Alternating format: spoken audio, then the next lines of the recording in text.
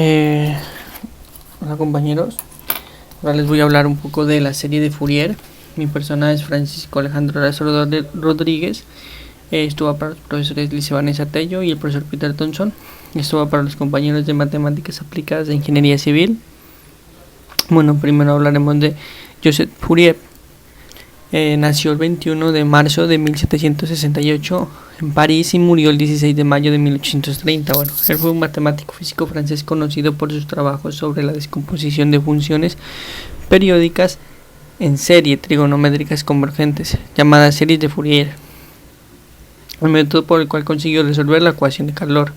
La transformada de Fourier recibe su nombre en su honor. Bueno, la función periódica o función seno. Se puede decir que una función es periódica solo si su imagen se repite en intervalos iguales de su dominio. ¿Qué quiere decir esto? Digamos, si dividimos pues en tiras verticales la función, estas son réplicas una de la otra en su determinada pues distancia. ¿Cómo lo podemos saber? Esta distancia de aquí, como lo podemos ver aquí, la vamos a llamar periodo.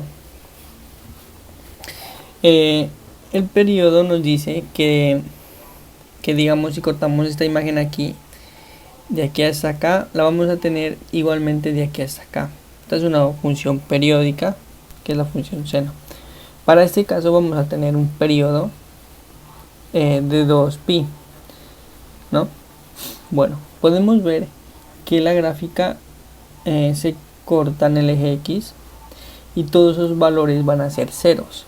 Entonces esta expresión la podemos representar de esta forma: seno de enésimas veces pi va a ser igual a 0, ¿no? E igualmente podemos ver que esta función es acotada en 1 y menos 1 y que sus máximos van a ser menos 1, 1 y menos 1, y la podemos representar de esta forma, ¿no? Esto lo podemos hacer también para la función coseno, pero pues eso lo invito a que lo hagan porque nos va a ser de mucha utilidad. Bueno, ahora les voy a hablar de la función par. Bueno, se puede decir que es una función par cuando se cumple esta condición: que la f de menos x sea igual a f de x para todos x pertenecientes al dominio de la función. Bueno, ¿no? Aquí tenemos un ejemplo para pues poder entender mucho mayor esto. Digamos, si tenemos una función f de x igual a x al cuadrado y vamos a meterle un valor que sea negativo, que sea menos x, entonces la función otra vez nos va a dar x al cuadrado. Aquí tenemos su gráfico. Bueno, también gráficamente decimos que una función es par si su gráfico es simétrico al eje y. ¿Qué quiere decir esto? Que esta función de aquí va a ser igual a esta de acá, ¿no? Pues es la misma función, esta partecita de aquí va a ser igual a esta de acá y va a ser simétrico al eje y, o sea, el eje y va a estar dividiendo las dos, pero las dos van a ser iguales y positivas. También tenemos unas propiedades para esta función par, donde nos dice que si multiplicamos una función par por otra función par, nos va a dar otra tercera función par. Y si sumamos o restamos dos funciones pares, nos va a dar otra función par. Y si multiplicamos dos funciones impares, nos va a dar una función par.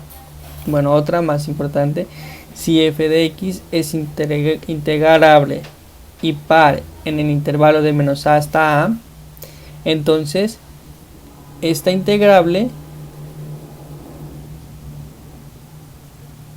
es, digamos, entonces esta integral de menos a hasta a va a ser igual a f de x por dx. Y la podemos ver que va a ser dos veces la integral de 0 hasta a, ¿no? Esto lo podemos ver más o menos como la integral representa el área bajo la curva. Entonces vamos a tener el área bajo la curva va a ser igual de este lado que de este lado. Entonces podemos representar como dos veces porque van a ser iguales y ambas van a ser positivas. Ahora sí, una función impar.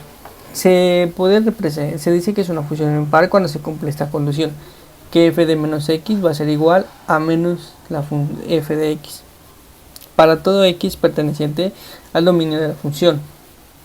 Bueno, tenemos un ejemplo.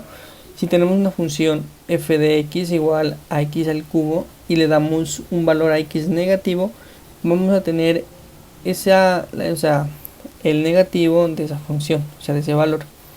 Aquí lo tenemos gráficamente y se dice gráficamente que una función es impar si su simetría está respecto con el origen. O sea, la simetría ya no va a ser con el eje y, o sea, del lado de acá.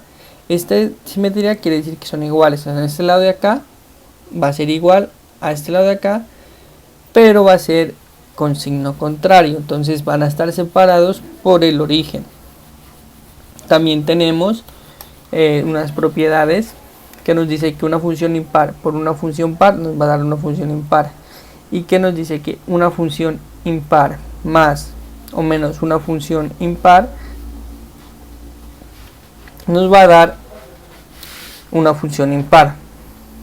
También nos dice que si una función impar más o menos una función par no podemos concluir nada.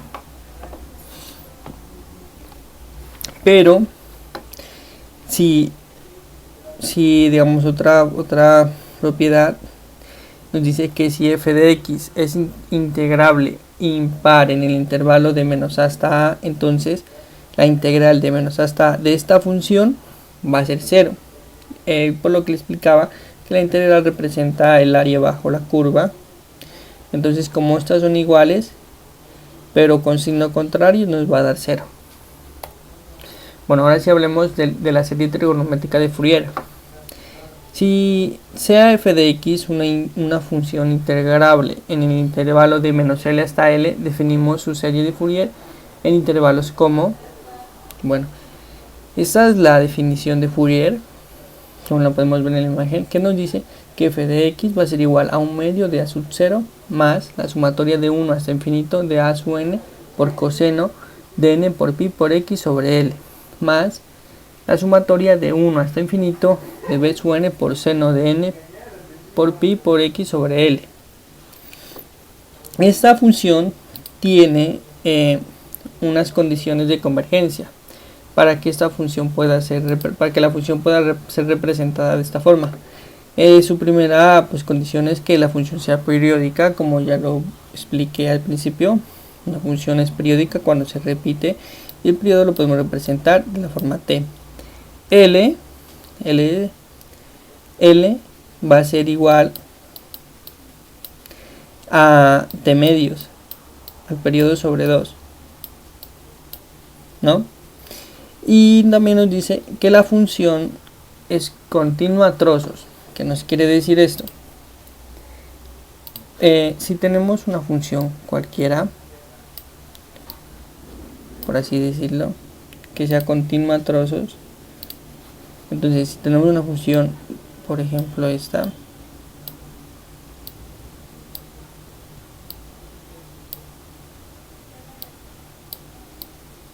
es una función a trozos, ¿no? Como lo podemos ver. A ver, ¿cómo sabemos si es continua? Entonces, para que sea continua a trozos, este intervalito de aquí, de este salto de aquí, de este punto a este punto, este salto tiene que ser finito, o sea, no puede ser infinito. Si es infinito, ya no va a ser continua a trozos. Y también tiene que ser acotada. ¿Qué nos dice que sea acotada? Entonces, como lo vemos en el seno, que estaba acotada de 1 hasta menos 1, acá también va a ser igual. Tiene que ser acotada hasta un valor, digamos, otra función o la misma función, que sea acotada sobre estos, ¿no? Entonces va a estar acotada de m y acá va a ser menos m, ¿no? Por así decirlo. Entonces, la función tiene que tener valores mayores. La función tiene que tener mayores iguales a m, a menos m, y menores iguales a m. Tiene que estar en este rango de aquí, ¿no? Otra condición es que en un periodo cualquiera debe tener un número finito de máximos y mínimos. Bueno, como ya lo expliqué, la función de Fourier es una aproximación en intervalos de senos y cosenos con diferentes amplitudes y frecuencias. ¿Qué quiere decir esto? Entonces, cuando Fourier, cuando tenemos la función serie de Fourier, como la tenemos aquí, que ella suma enésimas veces senos y cosenos con diferentes amplitudes y les da unos coeficientes, ¿no? Entonces, cuando hay menos coeficientes de senos y cosenos, la función se va a parecer a esto, ¿no? Cuando son muy poquitos, pues aquí es cuando es 1. Y cuando vamos aumentando, la función de Fourier va tomando la forma de la función, como lo podemos ver en la imagen. Ahora si hacemos esto infinitas veces, la función de Fourier va a representar muy bien a la función requerida. Bueno, ahora sí sus coeficientes de Fourier, ¿no? Como lo vemos aquí, estos son los coeficientes que necesitamos para la fórmula. Estos coeficientes ya están pues demostrados por el teorema de Fourier y pues ahora vamos a ver un ejemplo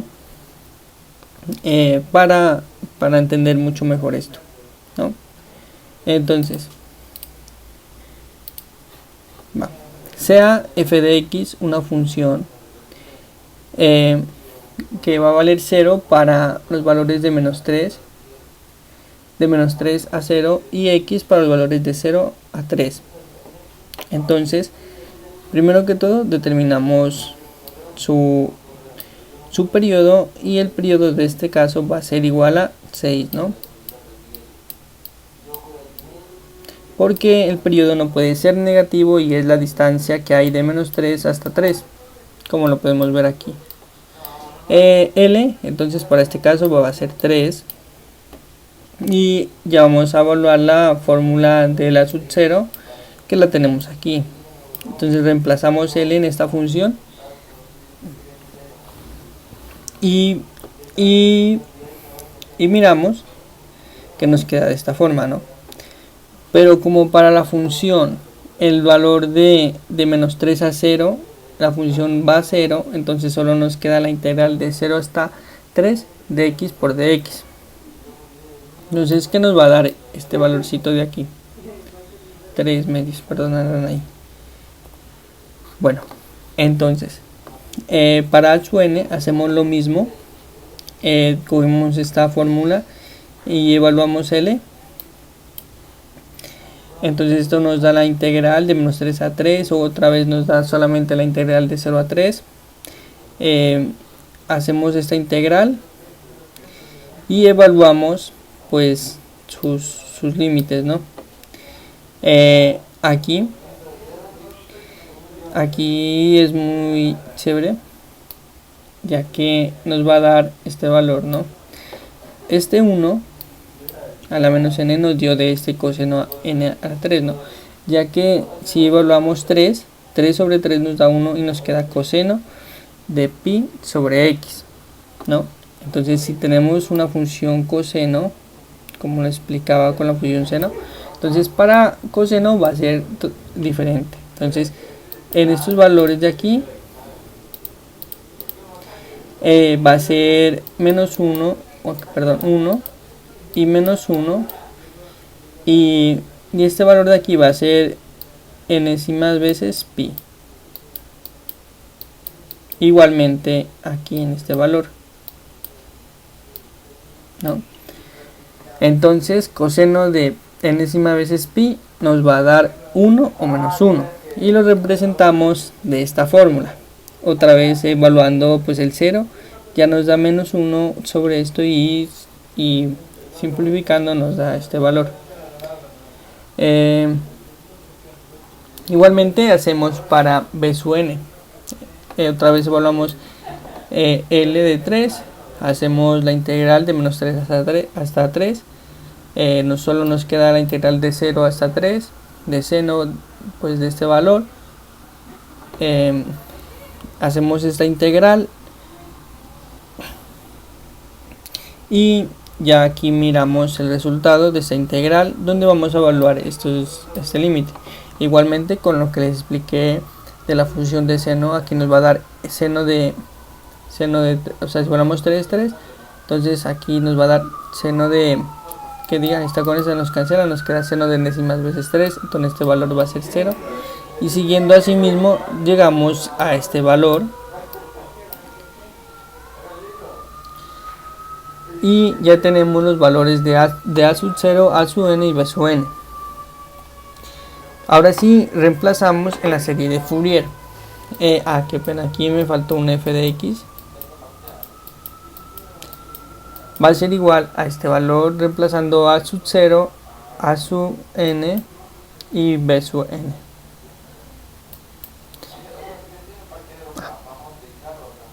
Y B sub n, qué pena. Bueno, estos son los ejercicios propuestos que nos pide allá la serie de Fourier para cada una de estas funciones. Les recomiendo hacerlos, pues está un poco fácil y nos va a ayudar de gran ayuda para entender este tema. Eso es todo, compañeros. Espero les haya gustado y muchas gracias por su atención.